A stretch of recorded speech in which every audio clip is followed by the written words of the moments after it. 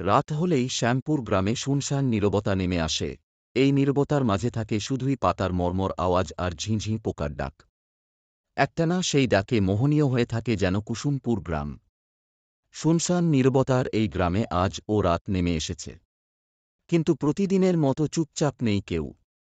যে কৃষক খেয়ে ঘুমিয়ে পড়ত সে কৃষকও এসে ভিড় করেছে কালনীর শাখা নদী সুলিনার তীরে। ব্যাপার কিছুই না, সেখানে ভেসে উঠেছে এক মহিলার লাশ। সবাই যে যার মতো বলাবলি করছে, চিনতে চেষ্টা করছে লাশটাকে, কিন্তু কেউ চিনতে পারছে না। কারণ কেউ এই মহিলাকে খুন করে মাথাটা কেটে ফেলেছে।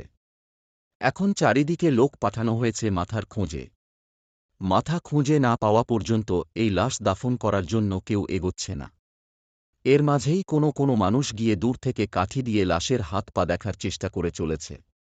কিন্তু কোনো ফলাফল নেই।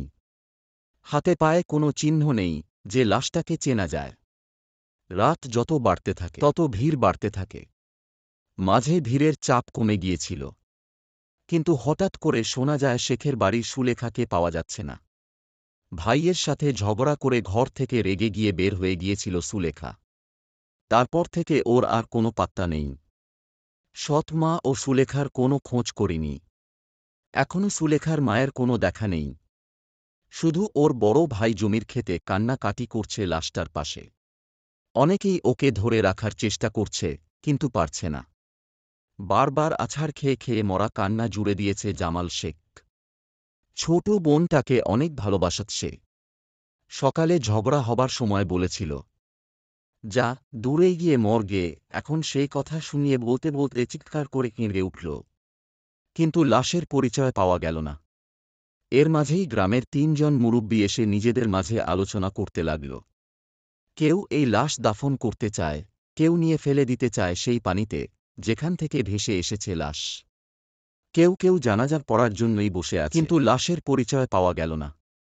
এর মাঝেই একটা চিৎকার শুনে সবাই দৌড়ে গেল সেই চিৎকারের উদ্দেশ্যের দিকে। সেখানে এক ১২ এবং ১৩ বছরের ছেলে মাটিতে হোঁচট খেয়ে উল্টে পড়ে আছে। কিন্তু চিৎকার করেছে ভয়ে। কারণ সে যে জিনিসটার সাথে হোঁচট খেয়েছে সেটা আর কিছু না, সেই মাথাহীন লাশের মাথা। মাটিতে সামান্য গর্ত করে কেউ ঢুকিয়ে রেখেছিল। কিন্তু মাটি আলগা হওয়াতে তাতে হোঁচট খেয়েছে ছেলেটা। এরপর পরই ওঠে কান্না কাটির রোল। সুলেখার নাকের ফুল দেখেই সবাই চিনে ফেলে এটা সুলেখার লাশ। সাথে সাথেই ২-৩ জন মিলে সেই লাশের মাথা নিয়ে এসে লাশের পাশে রাখে। মরা কান্না জুড়ে দেয় জামাল শেখ আর তার আত্মীয় স্বজনরা। গ্রামের মাতব্বরদের মাঝে ২-৩ জন এই লাশের জানাজা করে দাফন করতে চায় না। ৪-৫ জন তাদের সাথে কোরআন হাদিস নিয়ে বিতর্কে জড়িয়ে পড়ে। ওই গ্রামের মসজিদের মাওলানার সাথে তর্ক লেগে যায় করিম মোল্লা আর তার ছেলে রহমান মোল্লা। শেষে কোনো মীমাংসা করতে না পেরে সেই লাশ ২-৩ জন মিলে কোনো রকম জানাজা পড়ে দাফন করে। এর মাঝে গ্রামের হেডমাস্টার সবুজ মিয়াও ছিল। সবুজ মিয়া নিজের দাঁড়িয়ে থেকে এই কাজে উৎসাহ দেবার জন্য দোষী সাব্যস্ত হয় পরের দিন সকালে। দিন ৭ সবার মুখে মুখে এই ঘটনা একের পর এক ডানা মেলতে থাকে। কেউ কেউ বলা শুরু করে সবুজ মিয়া এই সুলেখার প্রেমের সম্পর্ক ছিল। আর এর রেশ ধরে কয়েকদিন পর আবার সালিস ডাকা হয়। যেই ৩ জন লাশ দাফন ও জানাজা করতে চায়নি তাদের রায়ে সবুজ মিয়াকে এক ঘরে করে রাখে সবাই। আসলে ওই ৩ জন খুব ক্ষমতাশালী বলে কেউ ওদের মুখে মুখে তর্ক করতে চায়নি। তাদের মাঝে রহমান মওলা পরের মাসে চেয়ারম্যান পদে ভোটে দাঁড়াচ্ছে, তাই তার সাথে কেউ কথা কাটাকাটি করতে চায়নি। ফলাফল নিরীহ সবুজ মিয়াকে এড়িয়ে চলতে শুরু করে সবাই। কিন্তু সুলেখার ভাই জামাল শেখের বন্ধুত্ব ছিল, তাই সবুজ মিয়াকে নিজের ঘরে খাওয়াতে শুরু করে সে। এর মাঝে সবাই সুলেখার কথা প্রায় ভুলে যায়। ২ সপ্তাহ পর একদিন গ্রামের মসজিদের ইমাম ইসমাইল মিয়া ফজরের নামাজের আজান দিয়ে গিয়ে এক বীভৎস দৃশ্য দেখে ভয়ে চিৎকার করে অজ্ঞান হয়ে পড়ে। সকালে সবাই তাঁকে অজ্ঞান অবস্থায় মসজিদে খুঁজে পায়।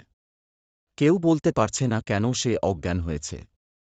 অনেকক্ষণ পর তার জ্ঞান ফিরলে সে সবাইকে নিয়ে যায় সুলেখার লাশ যেখানে দাফন করা হয়েছিল সেখানে। সুলেখার লাশের পাশে একটা জারুল গাছ আছে, সেখানে একটা ডালে পাওয়া যায় করিম মওলার ছিন্ন ভিন্ন লাশ। প্রথমে কেউ চিনতে পারেনি, কিন্তু গাছের গোড়ায় কে যেন লাশের মাথাটা কেটে সুন্দর করে সাজিয়ে রেখেছে।